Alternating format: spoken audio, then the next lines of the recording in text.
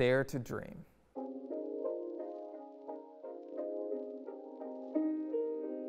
My name is Cris Eli Blak, and I am the playwright of Sons of Liberty. Sons of Liberty tells the story of these two brothers who are living in the South. And it kind of focuses on the week leading up to Hurricane Katrina. One brother is a veteran who went to fight for this country after 9/11 and came back to this country expecting to be treated like a hero, but instead it was treated, you know, how black men in America are treated anyway. And then you have the younger brother who is ambitious and who wants a better life and who just wants more out of life. And it's kind of about their relationship and meeting them at this boiling point, and the individuals who come into their life, both from their past and possibly people who will influence their future. So it's just really about those things and about mental health, addiction, treatment of veterans when they return,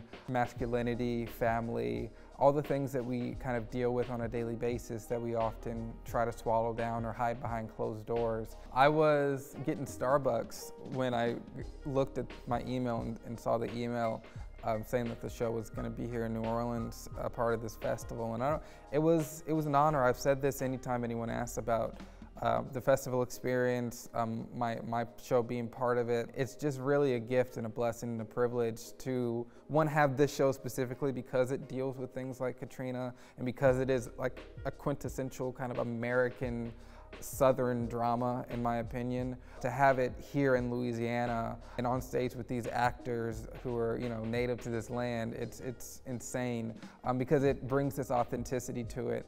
And, you know, it sounds like the play that I wrote. It doesn't sound like actors trying to act the play that I wrote. It really sounds like people who know what they're talking about. And having a cast with, I believe, 3 veterans in it out of 4 characters, it's really something that I don't take for granted and adds this whole, again, layer of authenticity and honesty to it. But finding out was so great. And then, you know, not even about me, but finding out that, you know, my colleagues and people who I considered friends are also going to be part of the festival was a huge honor. So it's just really been one big kind of feeling of celebration. Brian and MD, the 2 of the other playwrights whose shows were featured, are friends of mine. We've been in multiple festivals together.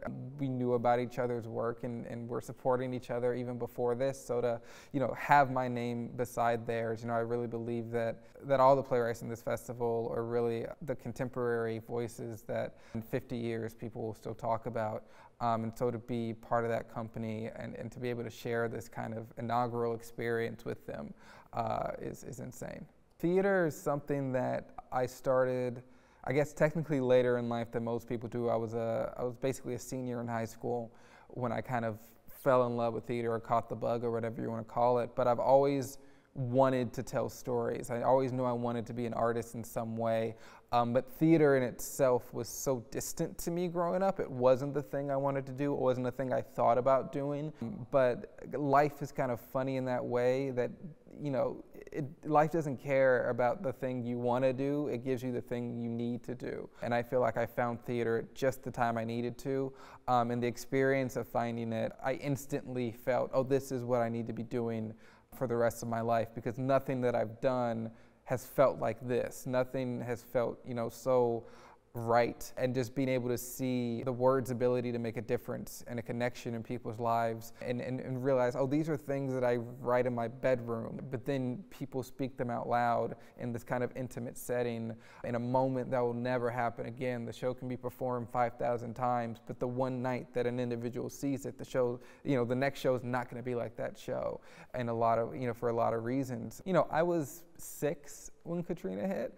I remember when it hit. I was raised in Houston, and I remember the family packing up and trying to leave because they thought it was going to hit Texas as well. And so we were just on standstill traffic for hours. It was hot outside. My mom had written our address and contact information inside my sister and I's clothing so that if we got separated, people would be able to contact her so we could reconnect. And I remember conversations about, okay, well, if it floods, we have plastic containers and we'll get in those, and just like this whole prep. And then in an instant, you know, and maybe this isn't exactly how it went, but the way I remember it was like someone saying on the radio that it wasn't going to hit Texas and that it was gonna, you know, fall on Louisiana, and everyone just turned around and went back home. And then, you know, after it did hit, and after, you know, that huge tragedy, global, you know, this huge natural disaster happened, I remember a bunch of people from New Orleans came to Houston.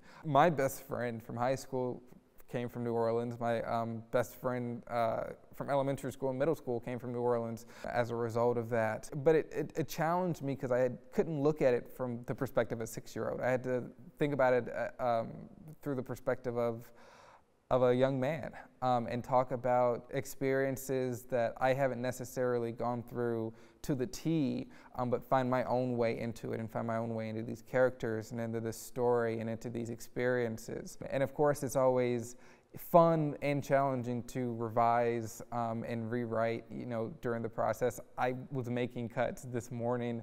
I cut about 15 pages from the show this morning, just tightening it up, making sure that, you know, the show that people see as part of the festival is, you know, the cleanest, smoothest version of it that it can be. I think the genesis of the show was literally me just saying, okay, what can I write that is small, but says a lot, but packs a punch. And kind of the first image that came in my head was this porch, a man with a guitar, and his sibling coming home from work. And I said, okay, that's the show. And that was the foundation that I started on and built off of that. And just kind of kept asking myself questions. I don't outline or anything. I just kind of sit down and write and do what my mind tells me to do. So, you know, I just wrote the first scene and asked myself, okay, what comes next? Okay, this woman is now in the show. She's now on the porch. Okay, what comes next? And so it was really just a series of asking questions, finding what comes next, not as the writer, but as the characters. Because as the writer, I also get to play all the parts because I'm the only one sitting there typing. A lot of the show just came out of me saying, okay, well, what would this character say in this moment? What would this character do? What comes next? What is the thing that they can say that'll land a laugh? What is the thing that they can say that'll reveal this thing that the audience didn't know? And I'm finding all that out the first time myself as I'm writing it. If I'm not surprised, no one's going to be surprised. If I'm not finishing the play in tears, no one else is going to be finishing the play in tears. My successes and my flaws are represented in these characters. My attitudes, my regrets, my wanting, my dreams, my everything are kind of embedded in the DNA of these characters. I think I write for actors more than anything. I love actors. I'm incredibly impressed by people who can act, as well as a lot of the actors that I've had the privilege of working with can, because they find their way into it in their own way and they add so much to it. And there were times where, you know, an actor would say something and they would, you know, not say the word exactly how I wrote it, but say it how they would say it. And I would be like, that. You know, some writers are, I guess, precious maybe about like, you have to say exactly how it is, syllable for syllable, punctuation, everything has to be exactly how it is on the page. My thing is, I know that I rarely have the best idea in the room. I always say that theater is architecture, and all I do is lay the blueprint. And then people who are a lot more talented than me come with their toolboxes and build the house. When you have really good people building that house and people who have this instinct and who have, you know, familiarized themselves with the text and with the characters and can play around and really expand upon what's already there, I mean, that makes it so much better. Because yeah, it gives me ideas and makes me say, okay, yeah, that sounds better like this, so let's keep it like that. One, I think I write shows for the sake of diverse perspectives, but we can't stop diversity with just color. Even though it's a room full of black people doing this show, both on stage and off, the diversity is even there, because it also plays into life experience and it plays into our individual past and the stories that we know how to tell. And so hearing the diverse voices of these actors who, even if they are from Louisiana, all come from different places and different sides and have different ways of speaking and ways of pronouncing things and ways of seeing things, that brings, again, such an authenticity to the piece that really elevates it beyond a play. It becomes, you're not sitting and just watching actors perform, you're watching life happen in front of you, and I think that's monumentally more interesting and entertaining, especially with a reading like this, because you find, okay, good actors can take sitting behind a music stand and make it feel like a concert, and make it, and they're all their individual instruments, and they're all playing on different tunes and with different rhythms, and yet it makes this complete song. My favorite part, I would say I have two. I really like the first scene. I think that the show begins with the conversation between these two brothers, and it's not like a bunch of heavy stuff or anything. A lot of it is just them joking around, and it just, it just feels like home to me. It feels like me talking to one of my friends, or somebody I've known since high school, or someone I've known all my life, or a family member. So I really love that scene. I think it's, I think it's really bouncy and really fun, and establishes the rhythms of these characters. But there's also a monologue towards the end of the show, I think like the second to last scene of the show. And it's this kind of, this monologue spoken by the character George, in which he's like threatening God. And he's basically saying, you can come get me, but I'm gonna put up a fight. This being one of the first shows that I wrote that really sounded like me, I think that monologue is the first time that I felt like, oh, I could do this. Like, I think there are times, like I always talk in like hip hop and basketball metaphors. Like, I imagine there was a time when LeBron made his first shot, and he was like, oh, I can do this. I can make it. I think writing that monologue and really writing it all in one sitting and pouring it out was a moment where I was like, okay, I think I might be okay at this. So those are parts that stand out, but the whole show is a labor of love. So yeah.